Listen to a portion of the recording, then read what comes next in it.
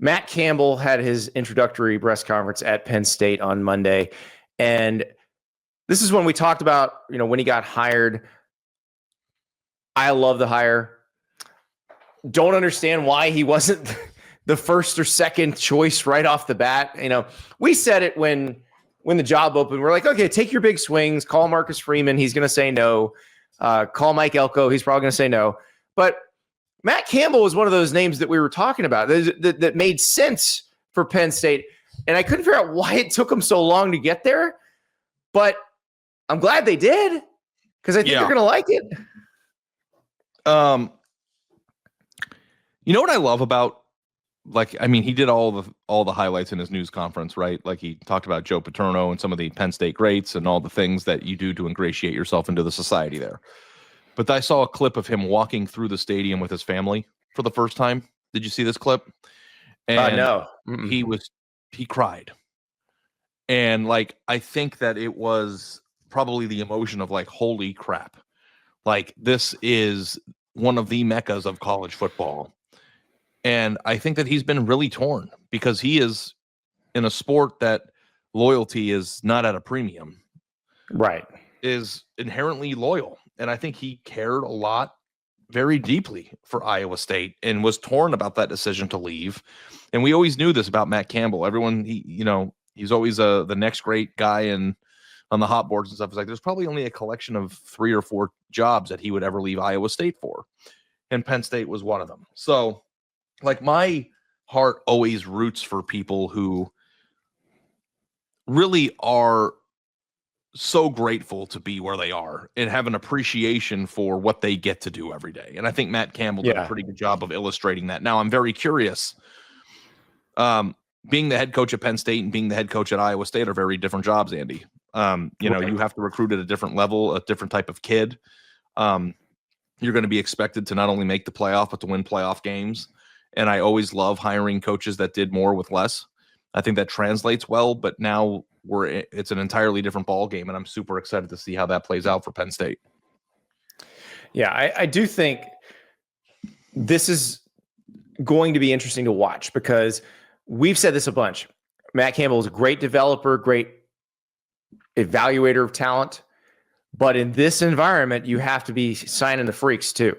You have to sign the Abdul Carters and the guys like that, the Saquon Barkleys. Now, I guess Saquon might be a bad example, because I think he was actually a little bit under recruited. But you've got to sign the 5-star guys, as well as the guys that you feel can be developed into something special. And honestly, you don't know how somebody can do that until they get in that situation, because Matt Campbell in his career has really not needed to do that. He's been at Mount Union, he's been at Toledo, he's been at Iowa State. And I think those are different recruiting environments than Penn State. So the question is, how's he going to handle that? And, he got asked about his recruiting and what it's going to look like at Penn State, and he kind of laid it out. So here's Matt Campbell on what he intends to do from a recruiting standpoint. Yeah, let's start with the transfer portal to the high school piece of it. I think one of the great reasons being here is, boy, you're in the most fertile ground of the excellence of high school football in a 6 to 8 hour radius.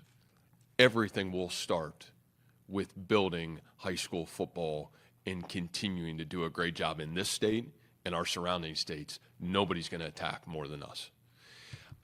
The transfer portal obviously has become a unique advantage probably in some ways, and sometimes it can be a disadvantage.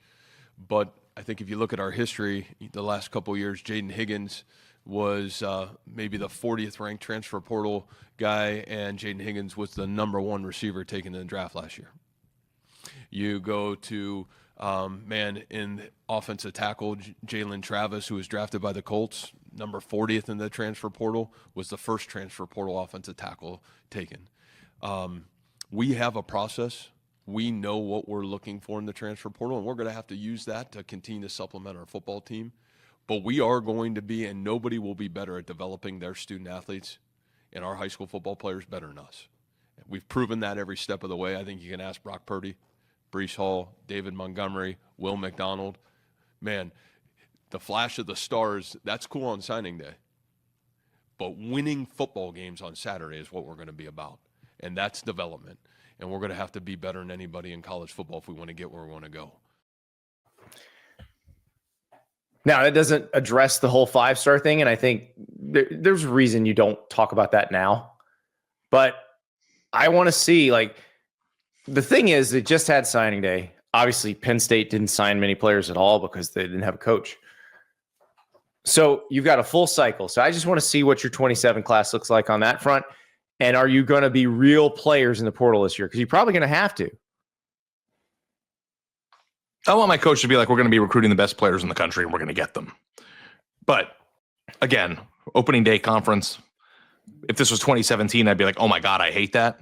Obviously there's a lot more that goes into the stew to win games now than it used to. So I don't really like react to it the same way. Yeah. Matt Campbell's bringing his GM from Iowa State. So from a personnel standpoint, that's kind of where they're starting. And I'm guessing they'll have a much bigger infrastructure than they had at Iowa State. He talked about how they had to create a lot of that for themselves. And a lot of that was because all that stuff was new. So they had to create the collective, had to create all that stuff. Penn State, the operation exists. You have revenue share now. So it's a lot different than him being the Iowa State coach and all of that sort of getting dumped on everybody. So we'll see what he does with it. Huel, the world's #1 complete nutrition. If I need a quick breakfast, quick lunch, I take the Huel Black Edition powder. I put it in this bottle. I shake it up, and boom, I have a complete meal with 35 grams of protein, every vitamin and mineral I need, and it gets me through to the next meal. And that's incredible when you have a very busy life. And I tell you, everybody in my family loves the Huel Black Edition because we all have those moments where we need to grab something quick. So we've got the powder at our house. We've had the ready-to-drink bottles at our house. If you want those ready-to-drink bottles, they've got them at your local Target now. But if you want to get the best deal, you go to Huel.com. That's Huel.com. Use the code Staples15 and get 15% off your first order of $75 or more, plus a free gift. You can also order the Huel Daily Greens right here.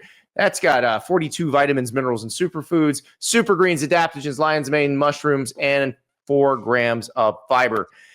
It's a great way to start your day. Everything you need in a can. Huel is the world's #1 complete nutrition. Huel.com, Huel.com, and the code is Staples15 for 15% off your first purchase of $75 or more.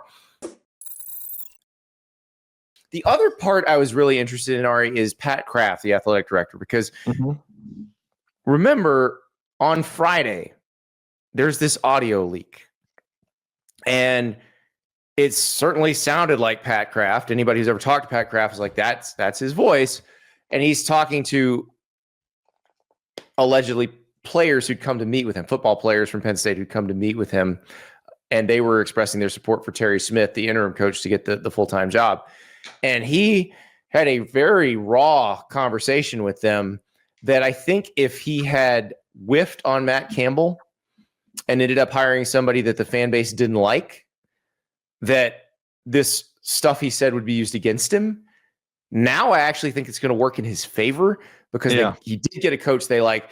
Because if you look at what he said, he didn't say anything that the average Penn State fan hasn't said. And that, like, the one quote that really stuck out to me, even beyond the one where he said, if I don't hire somebody good here, they're going to fire me. How can you F up Penn State, blah, blah, blah, blah, blah. But the one that stuck out for me the most is what's happened here too many times at Penn State is they bleeping settle for second best. That's why we made the move. And he's talking about firing James Franklin. I think that's what the average Penn State fan wants to hear. But I think when it came out, which was Friday, which is before they had actually hired Matt Campbell, I think it made everybody a little nervous. Yeah. No, I think that you want your athletic director to illustrate that viewpoint, right? Now, in order to get the best, I think at times you need to be more strategic about, hirings and firings and when those occur and who's available and all those things. Like, I don't know if the timing of this hiring made it look like they kind of fell backwards into Matt Campbell. If they would have went out and got him immediately, maybe the optics of that would look different. I also know that in a year from now, if Penn State's in the playoff, none of this shit matters. So, like, it's all about like how things actually go. And I know that we get so caught up in perception of when did this hire happen? Who did they get? What did that person accomplish? And like, listen, Matt Campbell has accomplished just about as much as anybody else in this. I mean, he's accomplished more. Could you make the case that he's accomplished more than Lane Kiffin? I don't know that I would say that, but I'd say it's close.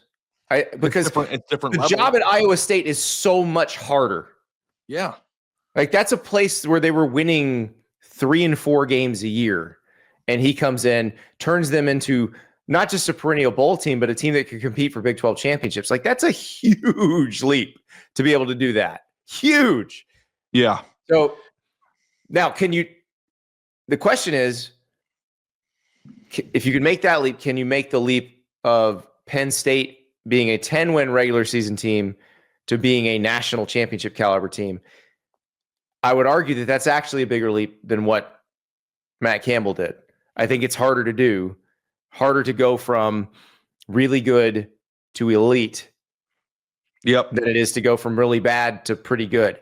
But I think he's going to have to start knocking pretty soon, Andy. Mm-hmm. Like this isn't like the thing about Iowa State James Franklin's success through the years tells you have to, your baseline is a James Franklin blah year, which is going 10-2. Yeah. At Iowa State, you have the ability to have down years to rebuild. There's no rebuilding. It's like he knows that. Let's go. Well, here's Pat Kraft, by the way, acknowledging that was him on the audio, because we were trying to kind of dance around it because he hadn't acknowledged. We're in the AI generation now. Like people can make anything, but that was definitely him. So I feel more comfortable talking about it. Well, I'll talk to any of my athletes whenever they ask me to talk. I'm very passionate and I'm transparent with my athletes. I tell you, with my kids and my student athletes. What I will tell you about that is that I'm embarrassed. I apologize to anyone that I may have offended with that video that leaked. Personally, it's been challenging for me, but I am very passionate about Penn State. And it was 9 or 10 football players that asked want to come in and sit down, and we had an open and honest discussion. But I fell short of the standard that I should represent for all those people, all my staff that sits up there, all 833 athletes that I represent. And I can't apologize enough for those who I may have offended. And I got to get better. But every one of my athletes know they can call me at any point in time, and I have open and honest discussions whenever they want. Yeah, here's the thing. Like, if you were sitting next to Terry Smith introducing him as the interim who you promoted, that apology probably isn't enough, and that tape's probably getting your ass fired. Mm-hmm. But sitting next to Matt Campbell, and if Matt Campbell turns out to be the coach who makes Penn State ascend to the next level, like you're going to be a legend for saying all that stuff. Yeah, for sure. And that they might print it on t-shirts one day. Honestly, yes. Yeah. So, and it's crazy how life works. It's crazy how you're on that thin of a razor's edge. Like this could have turned out very differently. I just like when people, real talk, dude. Real talk can help. I do too. Because he didn't dance around anything. He said, again, what every Penn State fan is thinking. And you just never hear the person in charge say it. And I'm guessing now that they've got the coach, and it's one they probably like, or at least are indifferent to, that they're like, hell yeah, man, that's what I think too. Penn State is in this position because it no longer was willing to accept being in second place. Period. End of a discussion. Yep. It is going to be a lot of fun watching this because I am excited to see what Matt Campbell can do. Because I always like when you see someone who's really achieved a lot and they ascend a level. Mm-hmm. And Matt Campbell, obviously beloved at Iowa State. I thought it was very telling the way Jamie Pollard, the athletic director at Iowa State, reacted to him leaving. He basically said, Matt Campbell owes Iowa State nothing. He's brought this program to places we never thought it could go. I thought it was really cool. Like you just don't see that. We just watched the whole charade with Lane Kiffin leaving Ole Miss. Like that was a different vibe for sure. So yeah, he's a classy dude. Yeah, good luck to Matt Campbell at Penn State. Good luck to Jimmy Rogers, the new coach at Iowa State, because they got him in there really quick. And it's going to be a lot of fun to watch all these new faces in new places, including Lane Kiffin. It's going to be fun.